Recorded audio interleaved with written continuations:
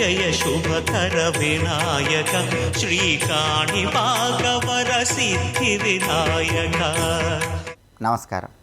ప్రేక్షకులందరికీ శుభోదయం. ఈనాటి శుభయోగం శీర్షికన ఉపనిషత్తులలో కేనోపనిషత్తు, ఛాందోగ్యోపనిషత్తు ఈ రెండు ఉపనిషత్తుల్లో చెప్పబడిన శాంతి మంత్రం ఏంటో, ఆ శాంతి మంత్రాన్ని పఠించటం ద్వారా లేదా శ్రవణం చేయటం ద్వారా శరీరంలో ఉన్నటువంటి ఇంద్రియాలన్నీ ఎలా బలోపేతం చేసుకోవచ్చో, ఇంద్రియ అధిష్టాన దేవతలను ఎలా ప్రసన్నం చేసుకోవచ్చో పరిశీలిద్దాం. కేనోపనిషత్తులో, ఛాందోగ్యోపనిషత్తులో చెప్పబడిన ఆ శాంతి మంత్రాన్ని మనం పరిశీలిస్తే, ఓం ఆప్యాయస్తు మమాంగాని వాక్ ప్రాణః చక్షుః శ్రోత్రమధో బలమింద్రియాణి చ సర్వాణి సర్వం బ్రహ్మోపనిషదం మా అహం బ్రహ్మ నిరాకుర్యం మా బ్రహ్మ నిరాకరోద నిరాకరణమస్త్వ నిరాకరణం మే అస్తు తదాత్మని నిరతే యవుపనిషత్సు ధర్మాస్తే మయి సంతు తే మయి సంతు.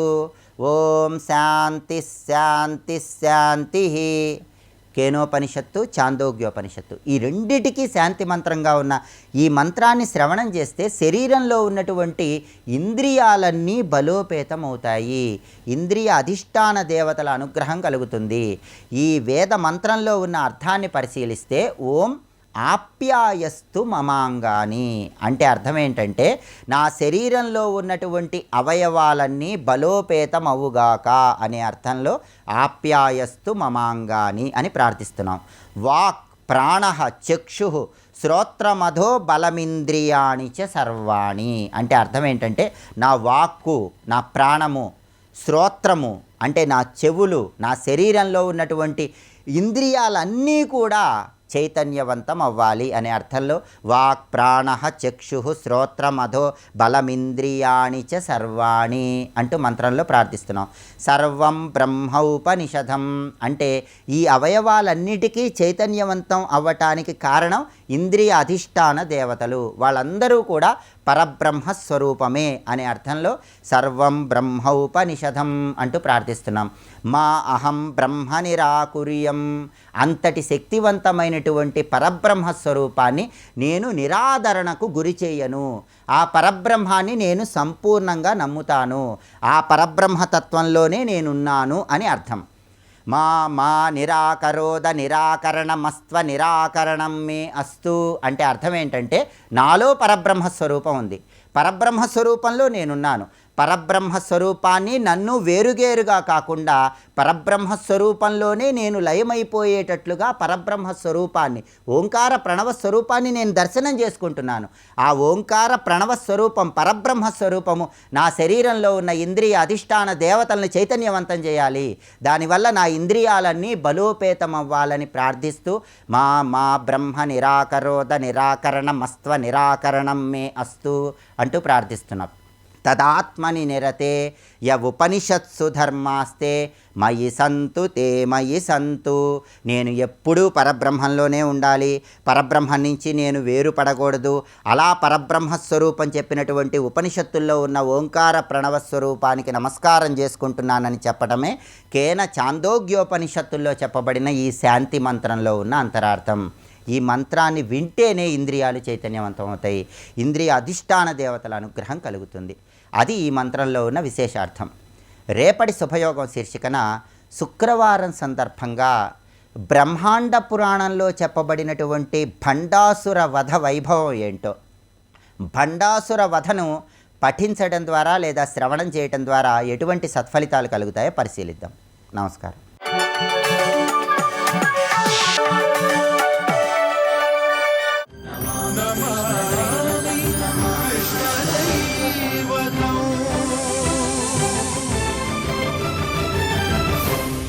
కేవలం రాధాకృష్ణులు మాత్రమే రోహితాచలం అనే పర్వతం వద్దకు వెళ్ళారండి. ఆ పర్వతంపై బక్క చిక్కిపోయి శల్యావశిష్ఠుడైన ఒక ఋషి ఉన్నాడు. రాధాకృష్ణులు మాత్రమే వాళ్ళ వద్దకు వెళ్ళారు. చూస్తుంది ఎవరైనా అని, చూడు ఇతన్ని అనుగ్రహించడానికి నేను వచ్చాను ఇక్కడికి, నిన్ను కూడా తీసుకొచ్చాను. వాళ్ళకి సబ్జెక్ట్ అక్కర్లేదు, వాళ్ళు అక్కడ ఉండని, మన అంతర్ధానం అయిపోయి దుఃఖిస్తూ ఉంటారు. కొంచెం దుఃఖించారు, మళ్ళీ వెళదాం. ఇతన్ని మనం అనుగ్రహించాలి. ఎన్నాళ్ళ నుంచి తపస్సు చేస్తున్నాడు తెలుసా? మన కోసం చేస్తున్నాడు, మనల్ని ధ్యానిస్తూ తపస్సు చేస్తున్నాడు ఇతడు. బహుకాల నిరన్నం నిర్జలం శాంతం, అటువంటి వాడి తపస్సు చేస్తున్నాడు మన కోసం. అతన్ని అనుగ్రహించడానికే నేను ఇక్కడికి వచ్చాను అని చెప్పి లెమ్మని చెప్పాడు. ఆయన పేరు రుభు మహర్షి. మనకి రుభు నిదాఘ మహర్షి సంవాదం ఒకటి శివరహస్యంలో జరుగుతుంది. పేర్లు ఒక్కటైనంత మాత్రం అందరూ ఒకటని చెప్పడానికి లేదు. ఈ రుభు మహర్షి వేరు. ఆ రుభు మహర్షి ఎన్నాళ్ళ నుంచో తపస్సు చేస్తున్నాడు. పురాణముల ప్రకారంగా కొన్ని వేల సంవత్సరాల నుంచి తపస్సు చేస్తున్నాడు మహానుభావుడు. ఇక్కడ బహుకాలం తపస్సు చేస్తున్నాడు కేవలం కృష్ణ పరమాత్మ కోసం. ఈయన తపస్సు పండిన సమయంలో దగ్గరికి వచ్చాడు. పండితే కానీ అనుభవం ఇవ్వడండి భగవానుడు. పండిందా లేదా లెక్క ఆయనకు తెలుస్తుంది. లెక్క పెట్టేదే కాలం, కాలమే కృష్ణుడు. ఇది తెలుసుకుంటే చాలు. కాల కలయితామహం, ఎవరిని ఎప్పుడు ఎక్కడ ఎలా అనుగ్రహించాలో తెలిసిన పరమాత్మనే కృష్ణుడు అంటారు. ఇది కృష్ణతో ఇది అర్థం. ఎప్పుడు అనుగ్రహిస్తాడో మనం తపస్సు చేస్తూ కళ్ళు మధ్య మధ్యలో తెరిచి చూడక్కర్లే, లెక్క ఆయనకు తెలిసిన విషయం నీకు తెలిస్తే చాలు. ఇక్కడ అందుకే రుభువు దగ్గరికి తాను అక్కడికి వచ్చాడు. హే రుభో ఇది కృష్ణేన ప్రోక్తముచ్చేర్వచశుభం న శృతం తేన కించిద్వా. కృష్ణుడు వచ్చినా చూడలేదంటే అంత కృష్ణ ధ్యానంలో మునిగిపోయాడు. ఇక్కడ అంత కృష్ణుడితో తాదాత్మ్య చెంది లోపలున్నాడు. అప్పుడు ఈయన లేవట్లేదేమిటి, ఒక పని చేద్దాం అన్నట్ట రాధాదేవి. ఏమిటంటే హృదయంలో నన్ను ధ్యానిస్తున్నాడు కదా, అక్కడి నుంచి బయటకు వచ్చేస్తాను అన్నట్ట. ఏ మంచి మాట అండి ఇక్కడ. అందుకే హృదయంలో కృష్ణుడిని ధ్యానిస్తున్నాడు కదా, ధ్యానిస్తున్న కృష్ణుడు హృదయం నుంచి మాయమైపోయాడు. దీన్ని బట్టి హృదయంలో ధ్యానించాలన్నా ఆయన అనుగ్రహించకపోతే ధ్యానంలో కూడా రాడు. ఇది తెలుసుకోవాలి. ఇక్కడ వచ్చాడు, ఇంతకాలం ఉన్నాడు హృదయంలో. ఇప్పుడు ఎదురుగా వస్తే చూడట్లేదు కంటే ఆయన నలుగు లోపల చూస్తున్నాడు కదా, అందుకే చూడట్లేదు. సరిగ్గా ధ్రువుడి కథ దగ్గర కూడా ఇదే వస్తుంది పరిశీలిస్తే. ఒక్క భాగవతుడు కథ వింటే ఎందరూ భాగవతులు గుర్తొస్తారో అదే భాగవతం అంటే, మరొకటి కాదు. ఇక్కడ రావాలి, అప్పుడే మనం భాగవతం అర్థం చేసుకున్నట్లు. మొత్తానికి ఏమైంది, కళ్ళు తెరిచాడు వెంటనే స్వామిడి అని. ఉన్నవాడు కనబడిపోయేటప్పటికల్లా, ఎదలో వాడు కనబడకపోయేటప్పటికల్లా కళ్ళు తెరిచితే ఎదుట కనబడుతున్నాడు. కానీ ఎదలేవాడే ఎదుటున్నాడు అని చెప్పడం ఇక్కడ. ఎక్కడి నుంచో వచ్చాడని కాదు, ఎదలో వాడే ఎదురు కనబడుతున్నాడు. లీలగా ఆ లోకం ఈ లోకం అని చెప్పినా అసలు ఉన్నది హృదయ కమలంలోనే. సర్వభూతాశయ స్థిత అతడు, అవును కదా. అందుకు ఎదురు కనబడ్డాడు. వెంటనే ఒక్కసారి ఎదురుగా రాధాకృష్ణ చూడగానే ఒళ్ళు పులకించిపోయి ఉత్థాయ సజ్జో హరిభక్తి తత్పర ప్రదక్షిణీకృత్య హరిం సరాధికం ప్రణమ్యమూర్ధ్నా నిపపాత పాదయోరువాచ కృష్ణం బహుగద్గదాక్షర. పాదాల మీద పడిపోయి బొంగురుపోయిన గొంతుతో అద్భుతమైన స్తోత్రం చేస్తున్నాడు. గర్గభాగవతంలో స్తోత్రాలు తెచ్చుకుంటే మధుర రస ప్రవాహాలండి. అవి చదువుతూ జీవితం గడిపేస్తే కృష్ణప్రాప్తి తప్పకుండా లభిస్తుంది. కృష్ణ యోగులకు గర్గభాగవతం ఒక మహాగ్రంథం, అందులో సందేహం లేదు. ఇక్కడ నమ కృష్ణాయ కృష్ణాయై రాధాయై మాధవాయ చ పరిపూర్ణతమాయై చ పరిపూర్ణతమాయ చ ఘనశ్యామాయ దేవాయ శ్యామాయై సతతం నమ. శ్యామా శ్యాములు అని కూడా పేరుంది వాళ్ళకి. రాసేశ్వరాయ సతతం రాసేశ్వర్యే నమో నమ. గోలోకాతీత లీలాయ లీలావత్యై నమో నమ. గోలోకాతీత లీలాయ ఏమిటండి ఈ మాట? అన్నిటికీ అతీతం గోలోకమైనప్పుడు గోలోకానికి అతీతం అంటే గోలోకంకి మించిపోయిందా అన్నట్టు బృందావనంలో చూపించాడు కనుక గోలోకాతీత లీలాయ లీలావత్యై నమో నమ. అసంఖ్యాండాధి దేవ్యై చ అసంఖ్యాండ నిధయే నమ అంటూ స్వామిని స్తోత్రం చేస్తూ పులకించిపోయాడు రుభుడు. అప్పుడు ప్రదక్షిణ చేసిన అతడు స్వామి పాదాల మీద వాలిపోయాడండి. వాలిపోగానే ఆ జీవుల్లోంచి జ్యోతి ఒకటి వచ్చి, అంటే ప్రధానంగా ఆ సూక్ష్మమైన జీవుడి యొక్క స్వరూపము వచ్చి కృష్ణుల్లో ఐక్యమైపోయింది. చూస్తూ ఉండగా పాదాల మీద శరీరం అలాగే పడింది రుభుడిది. తదైవ నిర్గతం జ్యోతిర్దశ సూర్య సమప్రభం పరిభ్రమ దుషాదశ శ్రీకృష్ణే లీనతాంగతాం. అది తిరిగి దశ దిశ పరిభ్రమదశ దిశ 10 దిక్కులా పరిభ్రమించినట్లుగా కృష్ణునికి ప్రదక్షిణ చేసి కృష్ణుడు లీనమైపోయింది ఆ జ్యోతి. పైగా ఆశ్చర్యపోయి చూస్తుంది రాధాదేవి, కృష్ణుడు లీనమైపోయింది. లీనమైపోయిన వాడు మళ్ళీ కృష్ణ సంకల్పం చేత అద్భుతమైన కృష్ణ రూపం ధరించి, అంటే సారూప్య రూపం ధరించి కృష్ణు నుంచి బయటకు వచ్చాడు. కృష్ణుల్లో ఐక్యమైపోయి మళ్ళీ ఒక రూపాన్ని స్వీకరించి బయటకు వచ్చాడు. బయటికి రాగానే ఇదివరకు రుభమహర్షి కాడు అతను, ఆ దేహం పడింది అలాగే. ఇప్పుడు ధరించింది సారూప్యముక్తి, మళ్ళీ కృష్ణుని వలే ఉన్నాడు అతను. పైగా చతుర్భుజాలతో గోచరిస్తున్నాడు కృష్ణుడు దుభుజుడే కానీ. అప్పుడు కృష్ణ పరమాత్మ అతన్ని ఆలింగనం చేసుకున్నాడు. చేసుకుని సంకల్పించుకోగానే విమానం వచ్చింది. ఆ విమానంలో కూర్చొని గోలోకానికి వెళ్ళిపోయాడు. గోలోకానికి పంపించాడు, తన పరంధామానికి పంపించి వేశాడు స్వామి. ఇక్కడ ముందు తనలో లీనం చేసుకోవడం ఏంటి, మళ్ళీ బయటికి తేవడం ఏంటి, మళ్ళీ గోలోకానికి పంపడం ఏంటంటే ఆ గోలోకంలో ఉన్నవాడే ఈయన. ఇక్కడ లీనమవడం అంటే గోలోకంలో లీనమవడమే. అందుకే మళ్ళీ రూపంగా తీసుకొచ్చి అక్కడ పంపించే లీలను చూపించాడు. ఇక్కడ ఈ విధంగా రుభువుని అనుగ్రహించాడు. అనుగ్రహిస్తే తర్వాత ఒక వింత జరిగిందిట. మరి రుభువు దేహం అక్కడే పడింది, జీవుడికేం తరించిపోయాడు, శరీరం అక్కడ వదిలేశాడు. ఏం చేస్తారు? రాధాదేవి ఉందిట, ఎంతకాలం నీకోసం తపస్సు చేశాడు గనక దీనికి చెయ్యవలసిన కృత్యములన్నీ చెయ్యాలి మనము అన్నాడు రాధాదేవి. అవునా, చూస్తూ ఉండన్నట్టు. కొంతసేపటికి అతడు కరిగి జలమైపోయి ప్రవాహమైపోయాడు. ఇక్కడ ఆ శరీరము కరిగి జలమైపోయింది. జీవుడు ముక్తి పొందిపోయాడు, దేహం ఒక ప్రవాహం అయిపోయింది.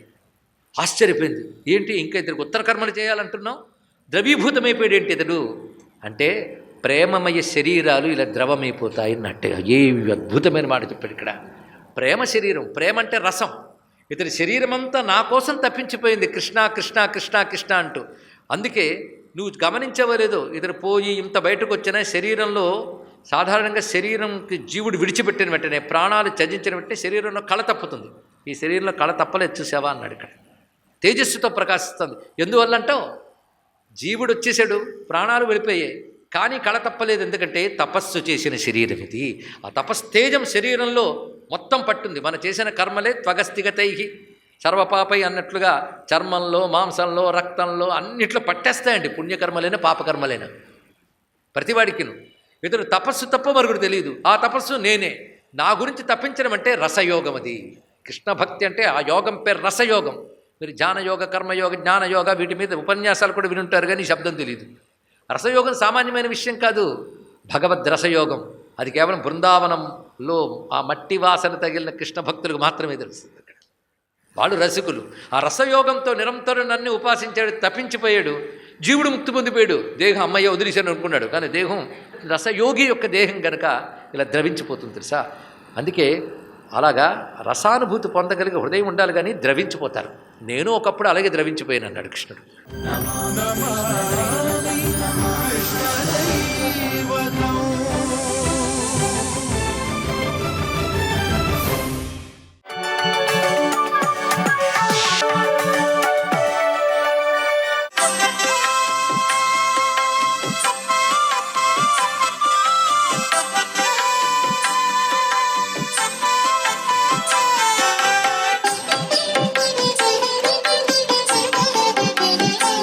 ఓం నమో నారాయణాయ, ఓం నమః శివాయ, శ్రీమాత్రే నమః.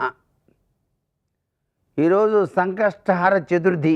సహజసిద్ధంగా మనం ఏ పని అనుకున్నప్పటికీ కూడాను ఆ పని నిర్విఘ్నం కురుమే దేవా సర్వకార్యేషు సర్వదా అంటూనే ప్రారంభించాలి. అటువంటిది వివిధ రంగాలలో దిగ్విజయాన్ని కోరుకునేటువంటి ప్రతి ఒక్కరూ కూడాను ఈ సంకటహర చతుర్థి తిథి నాడు ఆ స్థితిపతి నిధిపతి ప్రియపతి అయిన గణేశుని గనక పరిపూర్ణంగా ఈ వ్రతాన్ని ఆచరించినట్లయితే వివిధ రంగాలలో అనిర్వచనీయమైనటువంటి అభివృద్ధిని సాధించడానికి ఆస్కారం ఉంటుందని శాస్త్రం. విద్యార్థుల పాలిట విద్యాగురువుగా ఆ స్వామి తన దివ్యవంతమైన అనుగ్రహాన్ని ప్రసాదిస్తూ ఉంటాడు. కాబట్టి చదువది ఎంత కలిగినా అనేటువంటి సందర్భరీత్యా చదివిన చదువుకు తగినటువంటి ఉద్యోగ ప్రాప్తి సిద్ధింపజేయడానికి కూడా ఈ సంకష్టహర చతుర్థి తిథి నాడు గణేశుని యొక్క సంకటనాశక గణేశ స్తోత్రాన్ని 9 సార్లు ఎవరైతే పఠిస్తారో వారికి ఉద్యోగ ప్రాప్తి, ఉద్యోగ విజయం సిద్ధిస్తుంది. గణేశుడి యొక్క 32 అవతార స్వరూపాలని మనసులో తలుచుకుంటూ స్వామివారికి ప్రీతికరమైనటువంటి ఉండ్రాళ్లను గోమాతకు కూడా తినిపించడం వల్ల లక్ష్మీ గణపతిగా స్వామి తన దివ్యవంతమైన అనుగ్రహాన్ని ఇస్తాడు. మీ ఇంట్లో పూజ చేసేటప్పుడు లక్ష్మీదేవి పూజ అయిన పిదప లక్ష్మీదేవి పక్కన గణపతి చిన్న విగ్రహాన్ని ఉంచి పూజించడం వల్ల మీ ఇంటి నుంచి లక్ష్మి చెంచల అయినప్పటికీ ఆమె వెళ్ళిపోదు. అంటే గణపతి కూర్చోమ్మా వెళ్ళొచ్చులే అంటాడు. కాబట్టి ఎవరు లక్ష్మీదేవి పూజ చేసినా పక్కన వినాయకుడు ఉండాలి. లక్ష్మీ గణపతి అని చెప్పేసి స్వామిని ఆరాధన చేద్దాం. ఇక్కడ సంకటాలు తొలగించేటువంటి సంకటహర చతుర్థి, మనకు వచ్చేటువంటి వివిధ రకాలైన బాధలన్నీ కూడా తొలగిపోవడానికి సాయం సంధ్యా సమయంలో గణపతి హోమం నిర్వహించడంతో పాటుగా చంద్రునికి పాలు నైవేద్యంగా సమర్పించేటువంటి సాంప్రదాయం కూడా ఉంది. సర్వే జనా సుఖినో భవంతు.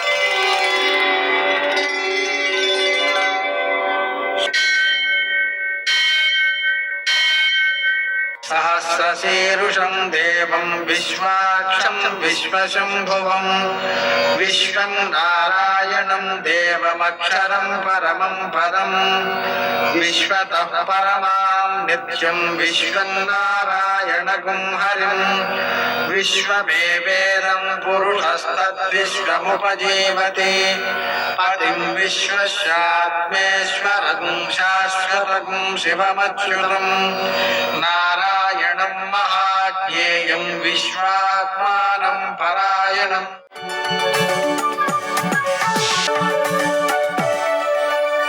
సూర్యశౌర్యమథేందురింద్రపదవీ సన్మంగళం మంగళం.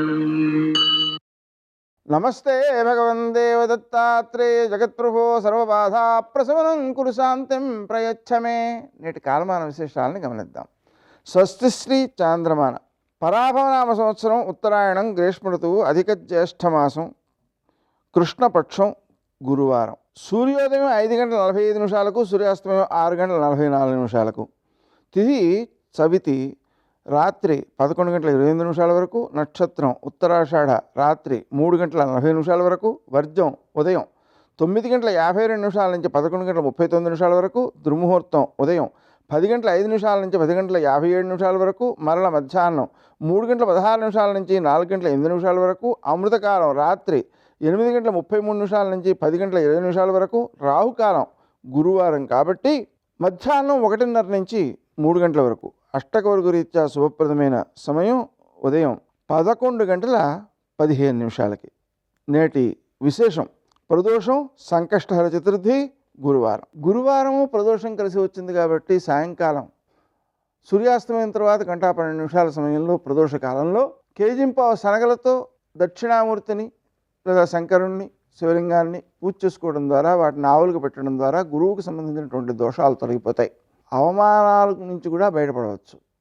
అలాగే ఆ తర్వాత సంకష్టహర చతుర్థి సందర్భంగా 21 దూర్వాయుగ్మములతో, 21 పుష్పాలతో, 21 పత్రాలతో పూజ చేయడం, 21 తెల్ల నువ్వుల చిమ్మిలి అంటే నూపప్పు చిమ్మిలి అనుకోవచ్చు, దాన్ని 21 ఉండలు నైవేద్యం చేయడం, 21 ఉండలు వాయనమివ్వడం.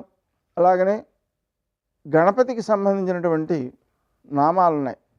గణంజయో గణపతి హేరంభో ధరణీధర మహాగణపతిర్లక్షప్రద క్షిప్రప్రసాదన అమోఘ సిద్ధిరమితో మంత్రశ్చింతామణిర్నిధి సుమంగళో బీజమాసాపూరకో వరదస్వ కాశ్యపో నందనో వాచా సిద్ధో డుండ వినాయక అనేటువంటి నామాలతో ఆ 21 ఉండ్రాళ్లను కూడా గణపతికి ప్రీతికరంగా గణపతి స్వరూపుడైనటువంటి ఆ పూజ చేయించిన పురోహితునికి వాయనం ఇవ్వడం ద్వారా సహస్రనామ స్తోత్రాన్ని చేసినటువంటి ఫలితం రావడంతో పాటుగా ఆరోగ్యము, ఆయుర్వృద్ధి, అలాగనే గండ దోషాలు నివారించబడము, అంతకు మించి నీలాపనిందలు తొలగడము అనేటువంటివి సంభవిస్తాయి. అలాగే ఈరోజు రాత్రి 10:04 చంద్రుడు కనిపిస్తాడు. ఆ సమయం వరకు ఉండి అప్పుడు ఆయనకి తర్పణాలు ఇవ్వడం, పూజ చేయడం చేస్తే ఈ సంకష్టహర చతుర్థి వ్రతం యొక్క పరిసమాప్తం అవుతుందన్నమాట. అలా చేయడం ఈ నీలాపనిందలను తొలగించుకోవడానికి చాలా చక్కని ఉపాయం. నేటి ఆణిముత్యాలు.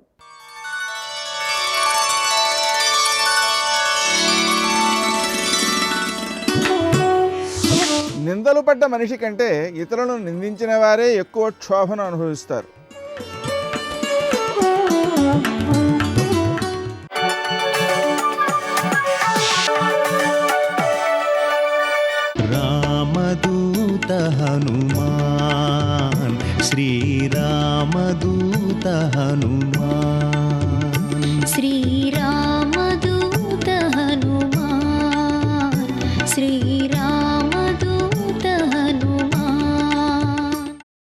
శరీరమే విడిచిపెట్టేద్దామనుకున్నటువంటి హనుమ శరణాగతి మార్గాన్ని అవలంబించారు.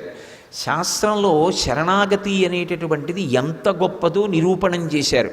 నమోస్తు రామాయ సలక్ష్మణాయ దివ్యై చ తస్యై జనకాత్మజాయై నమోస్తు రుద్రేంద్రయమానిలేభ్యో నమోస్తు చంద్రార్కమరుద్గణేభ్య సిద్ధిం వే సంవిధాస్యంతి దేవాస్సర్షిగణాస్త్విహ బ్రహ్మా స్వయంభూర్భగవాన్ దేవాశ్చైవ దిశంతు మే సిద్ధిమగ్నిశ్చ వాయుశ్చ పురుహూతశ్చ వజ్రభృత్ వరుణ పాశహస్తైశ్చ సోమాదిత్యౌ తథైవ చ అశ్వినౌ చ మహాత్మానౌ మరుతశర్వ ఏవ చ సిద్ధిం సర్వాణి భూతాని భూతానాం చైవయ ప్రభు దాస్యంతి మమయేఛాన్యే హెదృష్ట్వా పదిగోచరాః అని సమస్త భూతములకు చతుర్ముఖ బ్రహ్మగారికి లక్ష్మణ సమేతుడైనటువంటి రామచంద్రమూర్తికి దేవ్యై చ తస్యై జనకాత్మజాయై దేవీ స్వరూపమైనటువంటి ఆ తల్లి జానకి ఆనాడు జనకుణ్ణి ఎలా అనుగ్రహించిందో అలా నన్ను అనుగ్రహించి నాకు దర్శనమిచ్చి సీతమ్మ దర్శనాన్ని హనుమ పొందారనేటటువంటి కీర్తి నాకు కట్టబెట్టాలి తప్ప నేను ఆవిడ్ని వెతికి పట్టుకుని హనుమ సీతాదర్శనం పొందారనేటటువంటి కీర్తి పొందడానికి అది వస్తువు కాదు, ఆవిడ పరబ్రహ్మస్వరూపిణి. అటువంటి తల్లి యొక్క దర్శనం ఆవిడ అనుగ్రహంతో జరగాలి తప్ప నేను ప్రయత్నం చేస్తే లభించదని శరణాగతి చేశారు. నమస్కార వైభవంలో వచ్చినటువంటి కించిత్ దోషాన్ని దిద్దుకున్నారు. బయలుదేరుతున్నప్పుడు సీతమ్మకి నమస్కరించలేదు. ఎందుకని అంటే సూర్యాయ మహేంద్రాయ పవనాయ స్వయంభువే భూతేభ్యశ్చాంజలిం కృత్వా చకార గమనీమతిం అని బయలుదేరుతున్నప్పుడు బ్రహ్మగారికి, తండ్రి అయినటువంటి వాయుదేవుడికి, గురువు అయినటువంటి సూర్యభగవానుడికి, రామచంద్రమూర్తికి నమస్కరించారు తప్ప ఏ తల్లి దర్శనానికి బయలుదేరారో ఆ తల్లికి నమస్కరించలేదు. ఇప్పుడు అది జ్ఞాపకానికి వచ్చింది. ఎందుకు జ్ఞాపకానికి వచ్చింది అంటే ఉపాసనలో మీరు ఒక విషయాన్ని జ్ఞాపకం పెట్టుకోవాలి. పరమభక్తి తత్పరుడైనటువంటి వ్యక్తి ఎప్పుడైనా ఎక్కడైనా ఒక దోషాన్ని చేస్తే ఆ దోషాన్ని అమ్మవారు స్మృతి రూపంలో దిద్దుతుంది. మళ్ళీ ఆయనకే జ్ఞాపకం వస్తుంది, ఓ ఈ దోషం జరిగిందని. అందుకే ఆయన చనిపోవాలి అని అనుకున్నప్పుడు ఆయనకే ఒక విషయం స్ఫురణకొచ్చింది. వినాశే భవో దోషాః జీవన్ భద్రాణి పశ్యతి అంటారు, ఆర్షవాక్కు అంటారు దాన్ని. రామాయణం ఈ జాతికి అందింపబడినటువంటి జీవగర్ర. అయిన దానికి కాందానికి చచ్చిపోవడం గొప్ప కాదు, బ్రతికుండడం గొప్ప. పరిస్థితులను ఎదుర్కోవడం గొప్ప, ఎదుర్కొని రాటుదేరి తాను విజయం సాధించడం గొప్ప. మృత్యుదారు కుఠారిక ఆవిడ. మృత్యువు అనేటటువంటి దారువుకి ఆవిడ గొడ్డలి పెట్టు లాంటిది. ఆ తల్లిని స్మరించినంత మాత్రం చేత ఆవిడ ఉపాసనలో వచ్చేటటువంటి దోషాన్ని దిద్దుతుంది. అందుకే ఆయనకు ఒక విషయం జ్ఞాపకానికి వచ్చింది, వినాశే భవో దోషాః. అసలు నేను చనిపోతాననేటటువంటి ఆలోచన మనిషికి రావడం పరమ భయంకరమైన విషయం. అంతకన్నా దోషభూయిష్టమైన ఆలోచన ఇంకొకటి లేదు. చనిపోయి ఏం సాధిస్తాం? చనిపోకూడదు. జీవన్ భద్రాణి పశ్యతి. ఎవడు బ్రతికుంటాడో వాడు ఎప్పుడో అప్పుడు శుభవార్త వింటాడు. ఇది సుందరకాండలో అనేక పర్యాయాలు దొర్లుతుంది ఇటువంటి సందర్భం. అందుకని సంపాతి వాక్యం జ్ఞాపకానికి వచ్చింది. కాలిపోయిన రెక్కలున్నటువంటి సంపాతి దూరంగా లంకాపట్టణంలో సీతమ్మ ఉంది అని చెప్పినంత మాత్రం చేత తిరిగి రెక్కలొచ్చాయంటే రామకార్యం మీద వెడుతున్న వాడికి మాట సాయం చేసినంత మాత్రాన కాలిపోయినటువంటి రెక్కలున్న సంపాతికి తిరిగి రెక్కలు వస్తే, సీతా దర్శనం కోసం రామకార్యం మీద బయలుదేరి నేను వస్తున్నప్పుడు విరుద్ధమైనటువంటి ఎన్నో విషయములు నా పట్ల ఆనుకూల్యతని ప్రకటనం చేస్తే సీతమ్మ దర్శనం నాకెందుకు కాదు? కాలిపోయినటువంటి రెక్కలు మళ్ళీ మొలిచినటువంటి సంపాతి వాక్యం నాకు ప్రమాణం. సంపాతి వాక్యాన్ని ప్రమాణంగా తీసుకుని మళ్ళీ వెతుకుతాను. ఈసారి సీతమ్మకి నమస్కారం చేసి ఆమె దర్శనాన్ని అపేక్షిస్తాను. సర్వం శ్రీ ఉమామహేశ్వర పరబ్రహ్మార్పణమస్తు. స్వస్తి.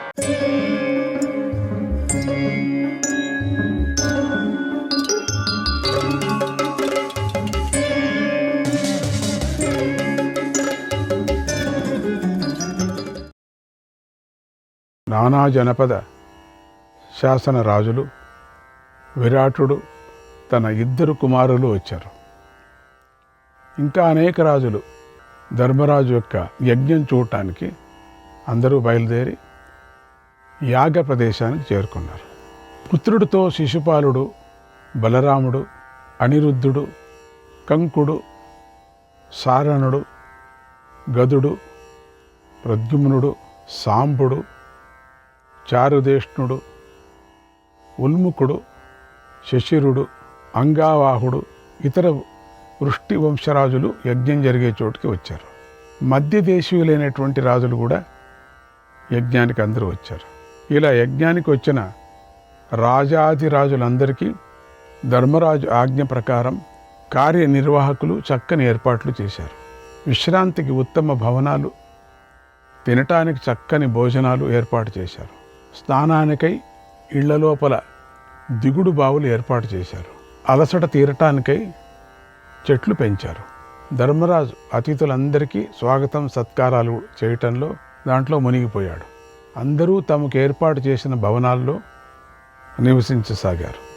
ఆ భవనాలు ఎంత అందంగా ఉన్నాయి! కైలాస శిఖరాలంతా ఎత్తుగా ఉన్నాయి. ఎన్నో రకాల ద్రవ్యాలతో అలంకరించబడి ఉన్నాయి. వాటిలో శ్రమ పడకుండా ఎక్కటానికి అనుకూలమైన మెట్లు కూడా ఉన్నాయి. లోపల విలువైన పెద్ద పెద్ద ఆసనాలు ఉన్నాయి. అవసరమైన వస్తువులన్నీ ఉన్నాయి. ఇళ్లకు అందమైన మాలలు కట్టి ఉన్నాయి. అగర్ గంధంతో ఆ ప్రాంతాలు నిండి ఉన్నాయి. అంటే అంత సౌందర్యంగా అసలు వచ్చిన వాళ్ళకి, ఎంతో దూరం నుంచి వచ్చిన వాళ్ళందరూ కూడా ఆయాసంగా కూడా ఉంటారు.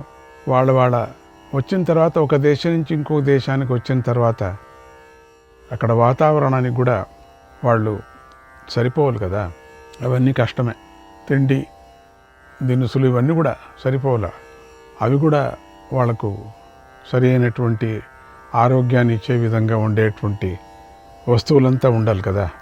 ఆ వాతావరణానికి సరిపోవాలి కదా. అందుకని వచ్చిన తర్వాత ఒక 2-3 రోజులు ఎవరిని కూడా మాట్లాడించకుండా వాళ్ళకి తగు రీతిలో సత్కారాలు చేసి వాళ్ళ భవనాల్లో వాళ్ళంతా నివసించే భవనాలని ఎట్లా ఉన్నారంటే, ఆ అతిథులు నివసించేటువంటి భవనాలన్నీ చంద్రుడు హంసలతో సమానమైన తెల్లదనాన్ని కలిగి ఉన్నాయి.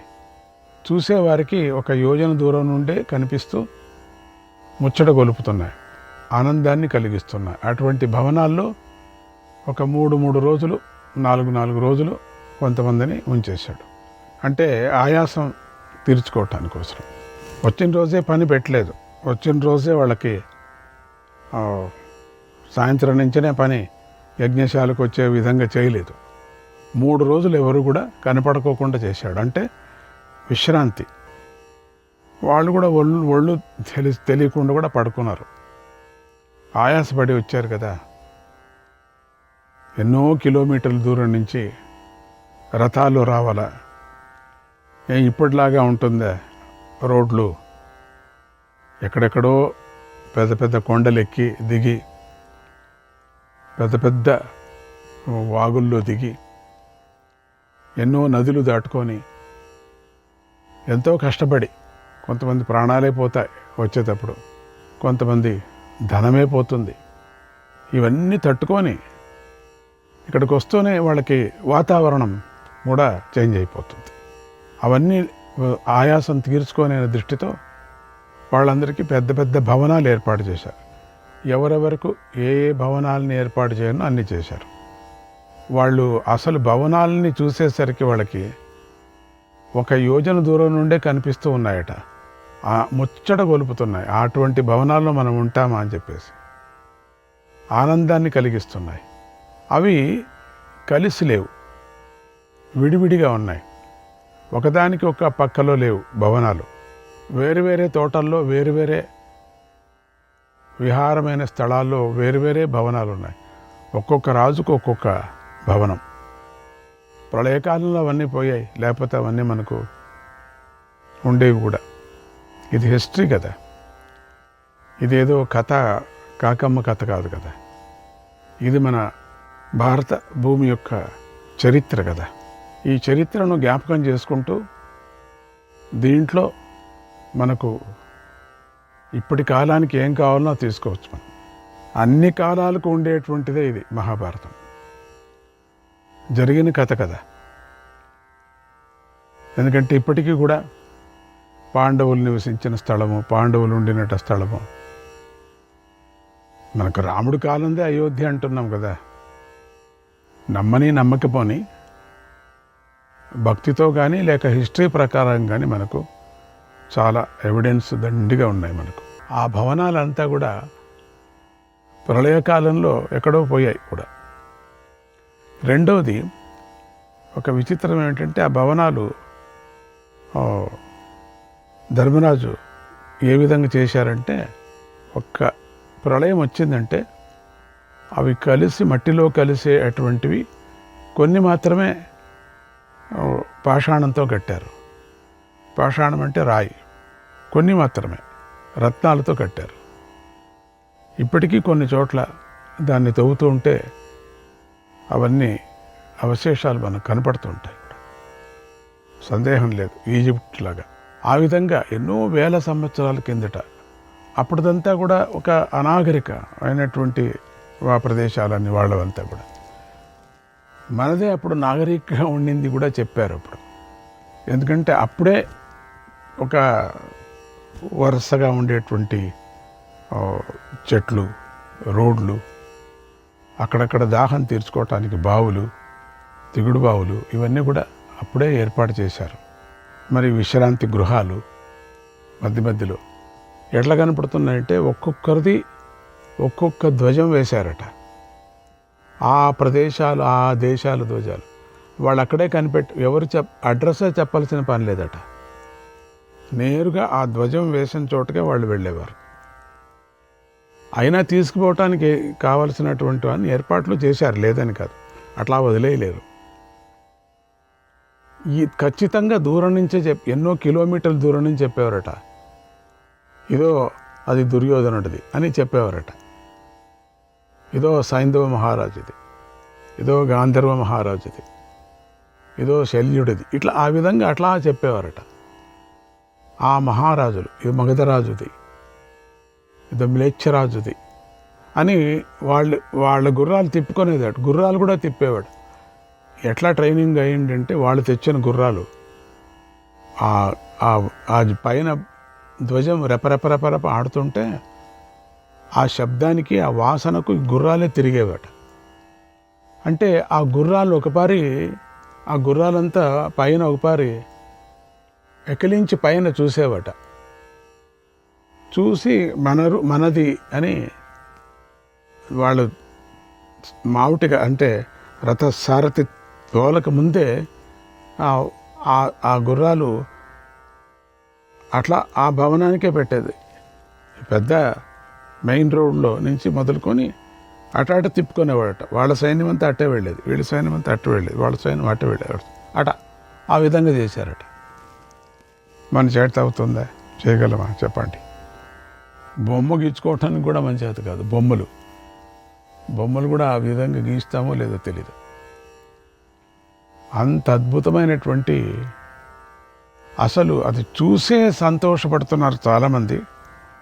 ధర్మరాజు చాలా మంచి భక్తితో, మంచి ఆదరణతో, అభిమానంతో, ధర్మంతో వీళ్ళందరినీ పిలిచాడు.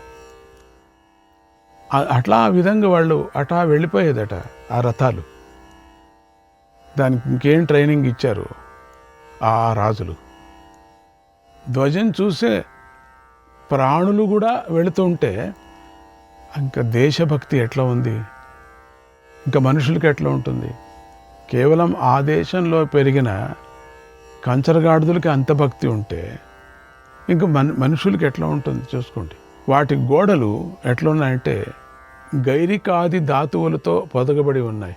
విలువ కలిగినటువంటి మన విగ్రహానికి మనము చల్ల, ఉష్ణం అనేటువంటి కాసి చీసం ఇవన్నీ కూడా చేరి విగ్రహం అంటుకోవటానికి చేస్తూ ఉంటాం. అటువంటి లెక్క, మామూలు లెక్క, కాలిపోయే లెక్క కాదు అది. ఇది అందం వచ్చేటువంటి లెక్క. అటువంటి 9 విధమైనటువంటి పాషాణాలు, గైరికాదులు 9 విధమైనటువంటి పాషాణాలతో, అంటే మామూలు గార కాదు, అటువంటి రూపాలతో కట్టినటువంటి భవనాలు. ఇలా భవనాలు హిమాలయ శిఖరాలు ప్రకాశించినట్లుగా ఎత్తుగా ఉన్నాయి, ప్రకాశించసాగాయి.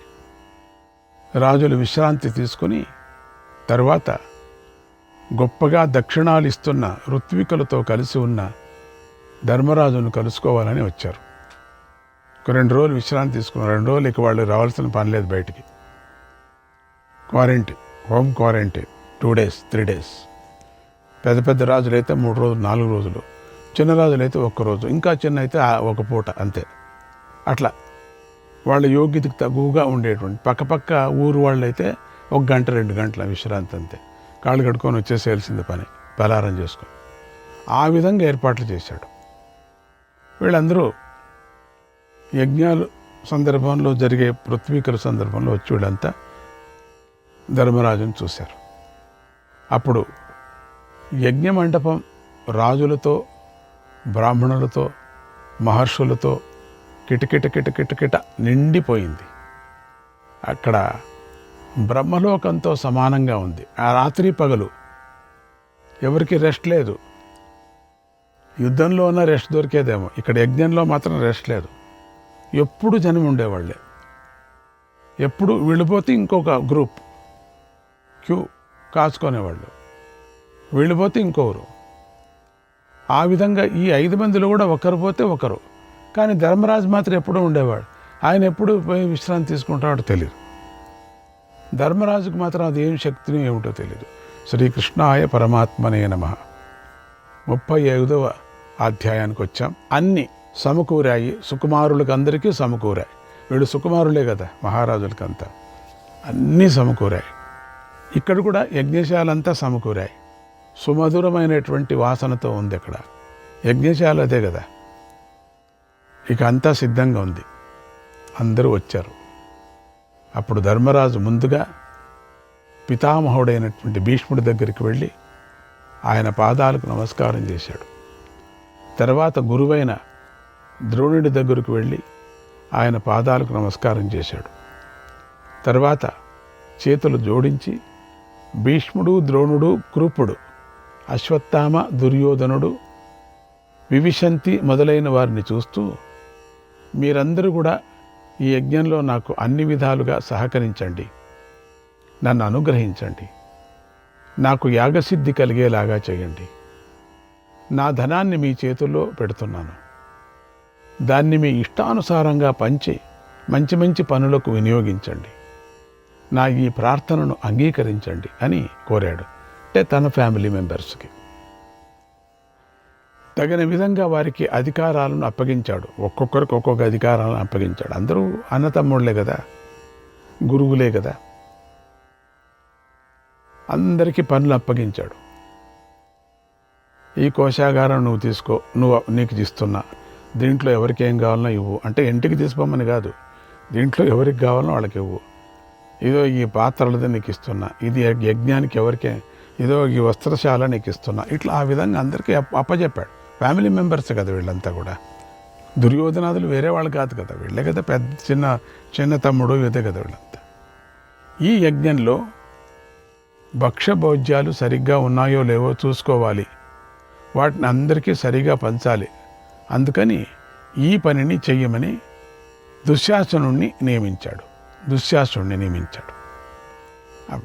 ఆయన కూడా తమ్ముడే కదా, పెద్దవాడే కదా దుశ్శాసుడు.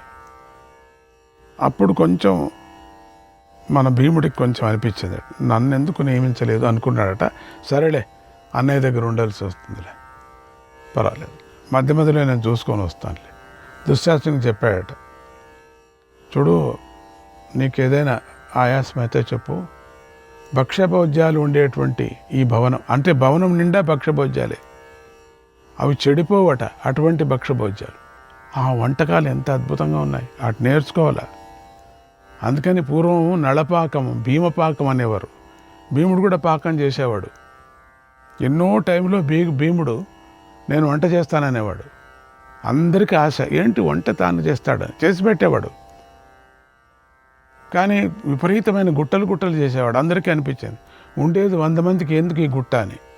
ఎవరికి అర్థం కాలే, మీకెందుకు వంట చేసేది నేను, మీరు తినండి అంతే. 3/4 గుట్ట ఆయనకి, 1/4 గుట్ట వీళ్ళకి అంతే. అందుకని వంటకు మాత్రం వచ్చేవాడు. ప్రతి సందర్భంలోనూ కూడా వంట అంటే చాలా మేనేజ్మెంట్ కానీ చాలామంది ఆయనకి ఇచ్చేవాళ్ళు కాదు. నువ్వు చేస్తే వంట మేనేజ్మెంట్ నువ్వు తీసుకో, నువ్వు చేయకపోయావు అనుకో నువ్వు మేనేజ్మెంట్ తీసుకోవటానికి వీల్లేదు అని అర్జునుడు ముందుగానే చెప్పేశాడు. సరే, దుశ్శాసనకి ఇచ్చాడని కొంచెం లోపల ఉండింది, పర్వాలేదులే నాన్న దగ్గర ఉండేది కదా అని చెప్పేసి. విప్రులకు స్వాగత సత్కారాలు చేయాలి, మర్యాదలు చేయాలి. ఈ బాధ్యతను అశ్వత్థామకు అప్పగించాడు.